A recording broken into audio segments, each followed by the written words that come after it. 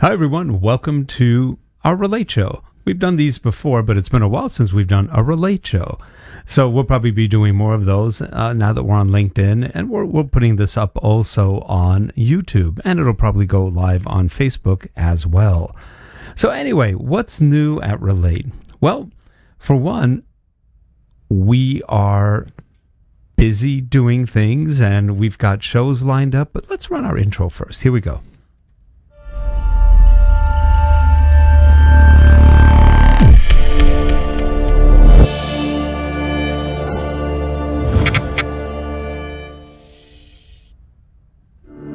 This show is sponsored by Relate Corporation. Digital learning development, media development, corporate video, management consulting, and more. Visit us at www.relate.com. Thanks. So if you've been watching us for quite a while, we've been on for over 10 years, like 11 or 12 years, then you know that was an intro we used some time ago, maybe about 6 years ago. That was just so weird and bizarre. We loved it. It was just different. And by the way, joining me right here is Harold Muliati. He's our video producer, and he does a lot of other stuff in the company as well. How you doing, Harold? Doing pretty well, Rick. And I think this is the first... Well, no, this isn't the first Relate-only show I've been on. I believe we did something a couple years ago where we were doing a demonstration of... Adobe Character Animator. That's true. It was a Relate show, and I was on there too. Yep. So we're going to do some more Relate shows because we just don't really publicize ourselves very much at all. And anyway, we had a little commercial right after the intro. That's what we do. We do a lot of development for people, from corporate video to corporate training to e-learning. We've been a very technical digital company for forever. And we've been involved in the e-learning space and also the video space for about 25 years. So we've been involved for a long time in those areas. And prior to that, we were involved in IT work. We implemented manufacturing, distribution, financial packages for pretty large concerns, a lot of Fortune 500. We worked on large relational databases from Progress Software, Oracle, and even some of the more obscure ones like the PIC operating system. That was a long, long time ago. That was back in the early 80s. But so we've been doing a lot of different stuff. And by the way, if you're interested, we are looking for clients. This has been a slow year for us, and I think a lot of people that we know, because COVID has slowed a lot of companies down. Most of our clients tend to be large multinationals, but even they slow down, in some cases to a crawl. So if you've got work and you need a reliable company that puts customer service and tech first, that would mean you as a client first. Give us a call. We'd love to work with you and help you out. We've been doing this for a very long time. We're well known in the industry, and we have happy clients. That's important. So hopefully, if you need anything, give us a call. Now, we're going to talk a little bit about what's coming up in some of the shows we do. And that's the other thing about Relate. Everybody thinks we only do shows because that's all people are used to seeing. Oh, you guys do shows. That's all you do. No, we do a lot more than shows. In fact, we do shows not for the money, but for the really enjoyment of it. We help the community a bit where we can, and we just have a very large interest in interviewing people and meeting people. So it's a fun thing for us to do. Now, Harold and I have been doing a lot of work with microphones. You've probably seen recently we did about 20 podcasts of e-learning mics or mics for e-learning. And those are popular. People really want to learn about what mics are out there. And so do we, because not only do we probably have over 20 mics over. We have some duplicates, some, like, for example, right now I am on the Sennheiser MKH 416.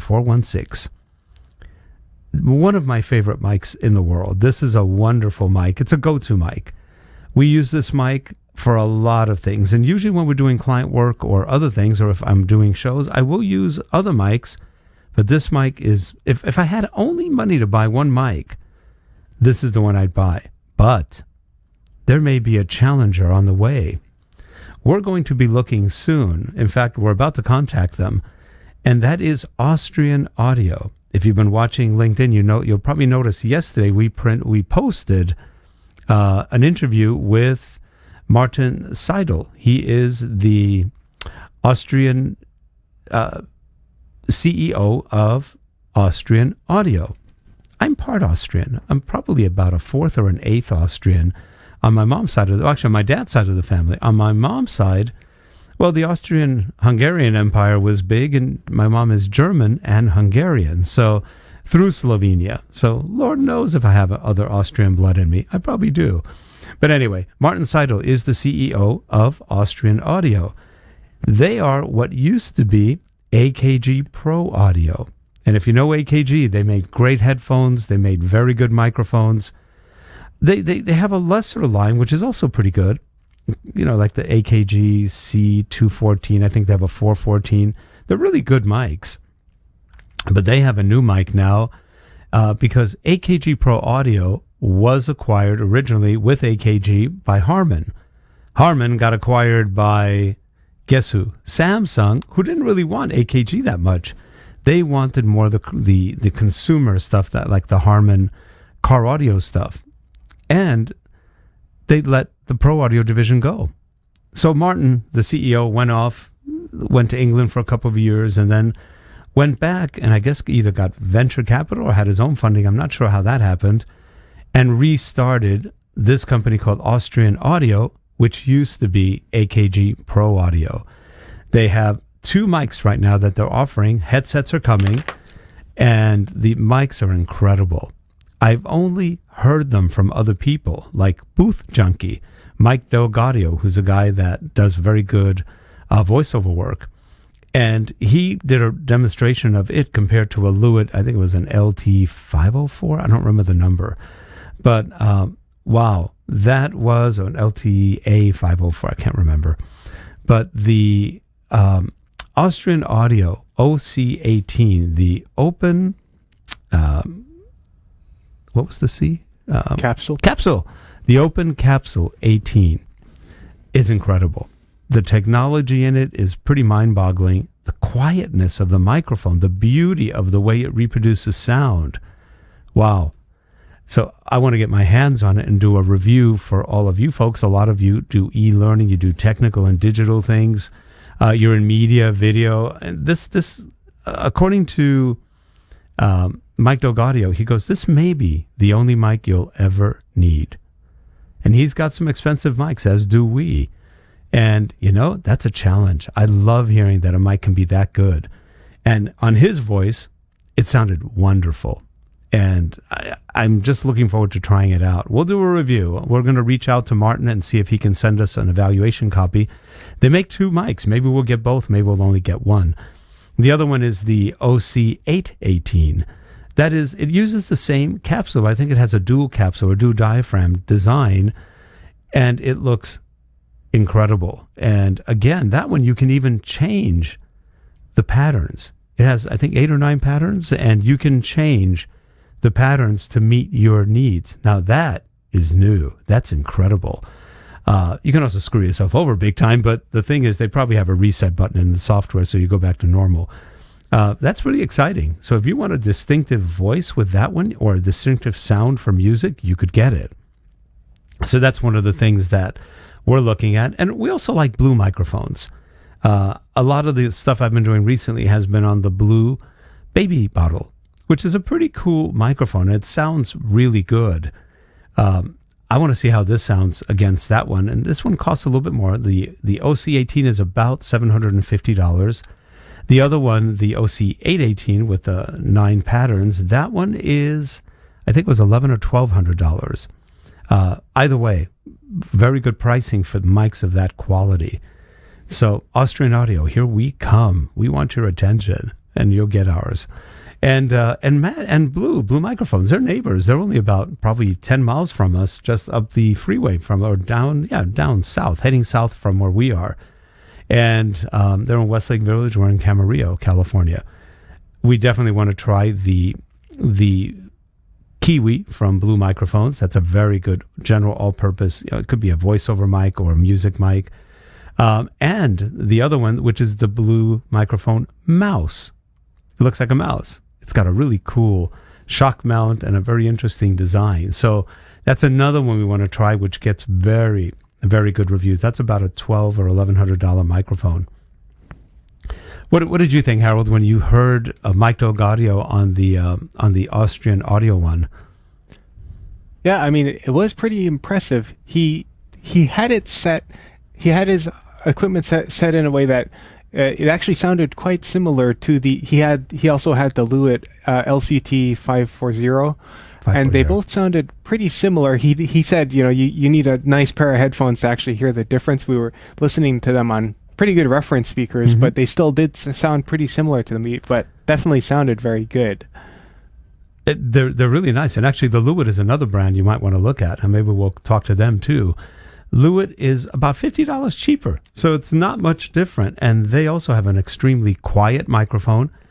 That one has a really cool look. I think it's all black with some coloring to it. Yeah, it's got these bright green highlights on it. Yeah, I was saying it almost looks like something by Razer or someone like that. If you're not familiar with Razer, they make mice and keyboards and I think they make computers too. A lot of gaming stuff, and they're really cool. I think you're using a Razer mouse, right? I'm not using a Razer mouse. I'm using over at the other desk, I'm using a Razer keyboard. Right now. Oh, you've got the Logitech mouse, right? Yeah. That's one I have too. That's a good one. I forgot the number on that one. What is the number on that one? It's actually the same one I have here, which is the G502. G502. Yeah. The mouse has weights you can put in it. So if you don't like a mouse that's very light, you can put, I think, 6 weights in it, and all of a sudden now it's nice. I have big hands, and Harold's pretty big too. So we want something that feels like it can move around and it doesn't move too fast on you. That's a pretty good mouse, and it's really nice.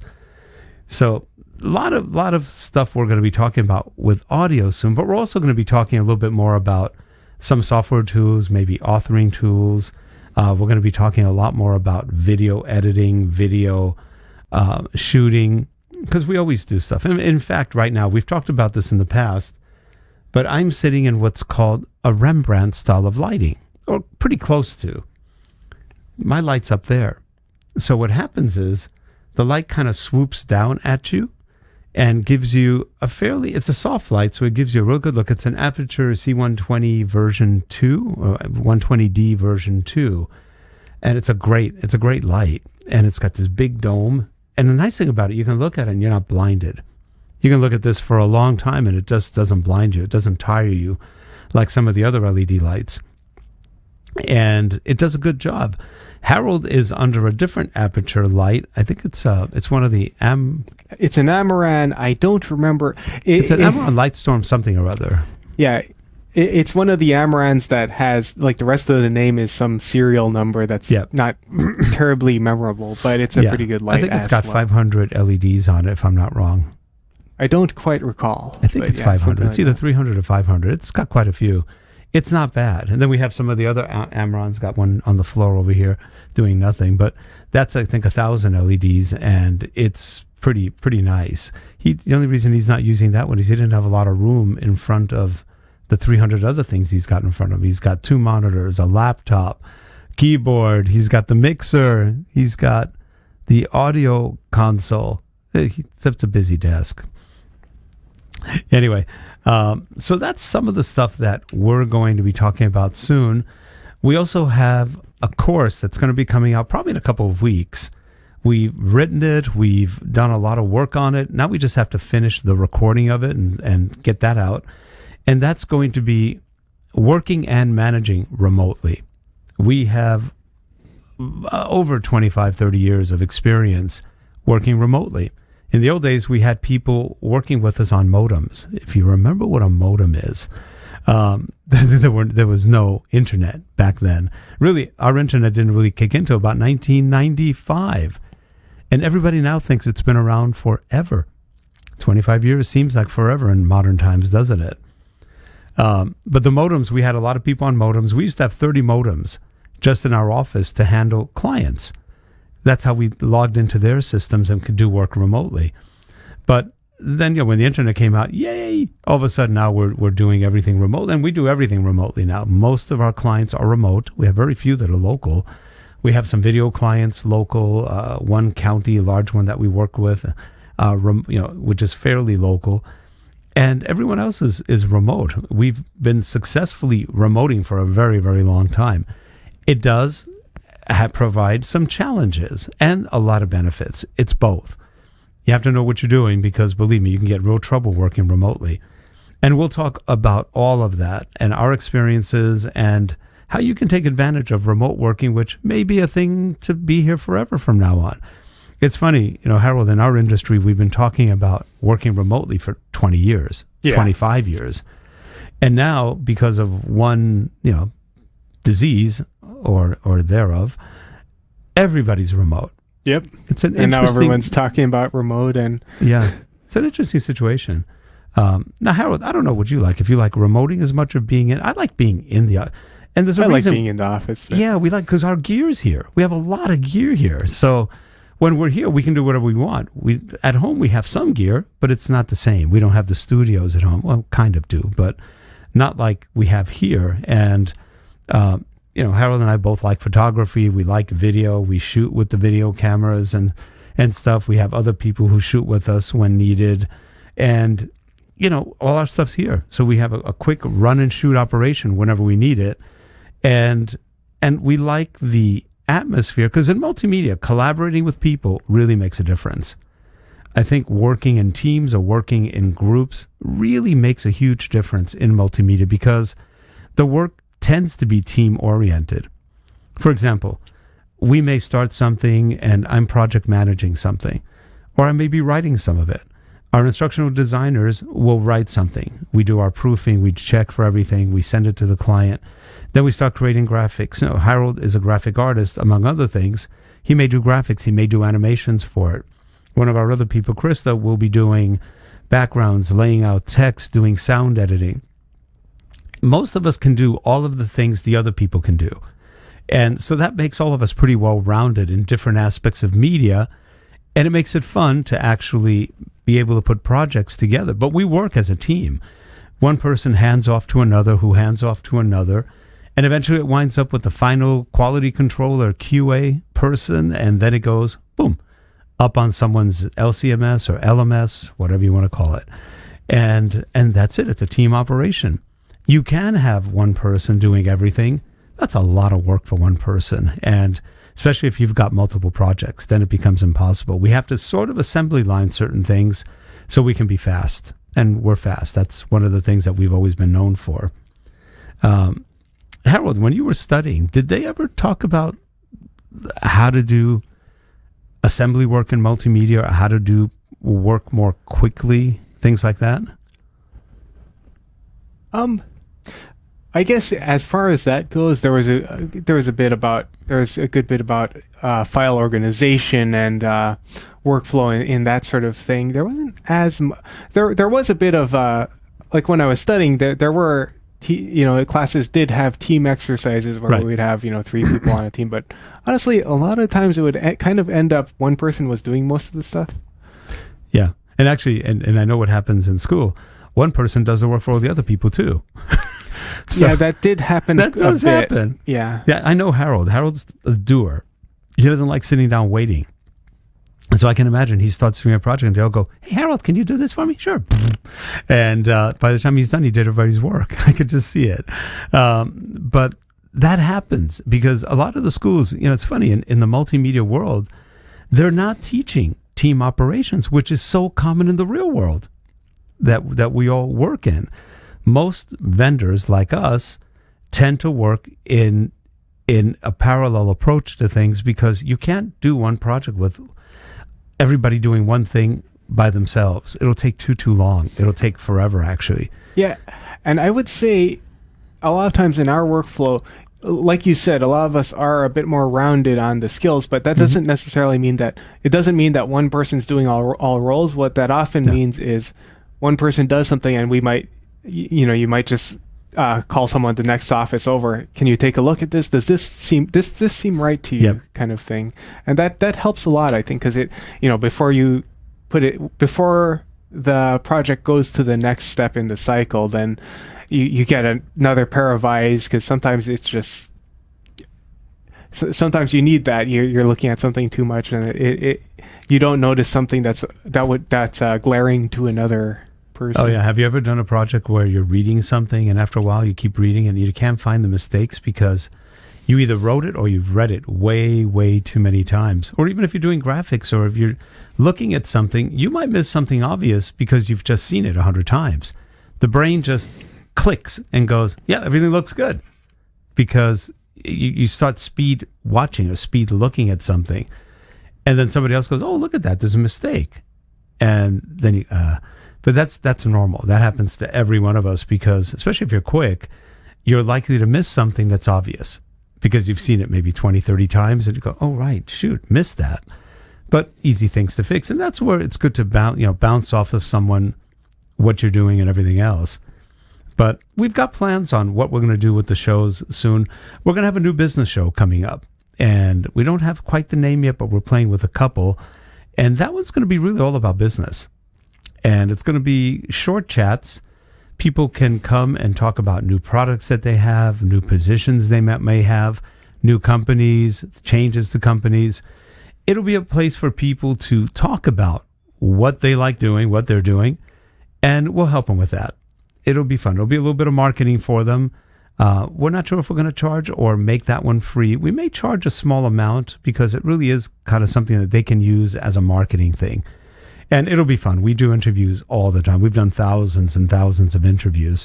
So we might leverage some of that as something fun to do. Stay tuned. That's going to happen probably within the month. And anything else, Harold? What else are we doing? I think that's about it. We have a new client. We're doing a lot of video work with them. That's always a lot of fun. And it's a public relations client. So it's always fun to be doing work with a lot of different agencies and things like that. And we've got a lot of equipment in here. We're shooting primarily with Canon C200s for our video work. We also have a Canon XF705, which is their professional camcorder. It's a really nice camcorder. It doesn't have replaceable lenses, but that's okay. For what it does, it's great for B-roll and other things. And it can be used as a first camera, too. We've done that.